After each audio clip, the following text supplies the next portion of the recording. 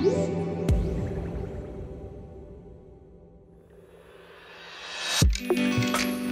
of the best parts about CES is sometimes you just stumble on something that's really, really cool, and this is a great example of that. This is the Swans AW-85, and you might say they're just a regular pair of headphones. They have some cool things. They have noise canceling. They'll pause when you take them off.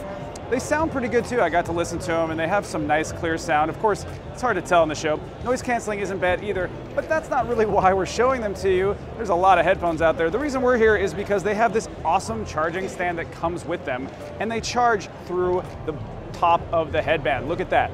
It sticks to the headphones right there. It's magnetic, and it will charge them up right there. They also, just as a bonus, have a charging stand below there for your phone. You just stick it right there, and look at that. My phone's charging, my headphones are charging, and I'm just hanging out. Now that is what we call a cool headphone innovation. I mean, headphone stands are just great anyway, but if you have one that can charge your headphones and your phone, now you're cooking. We're gonna be checking these out later on, but we just wanted to show you a cool new innovation, and that's what CES is all about.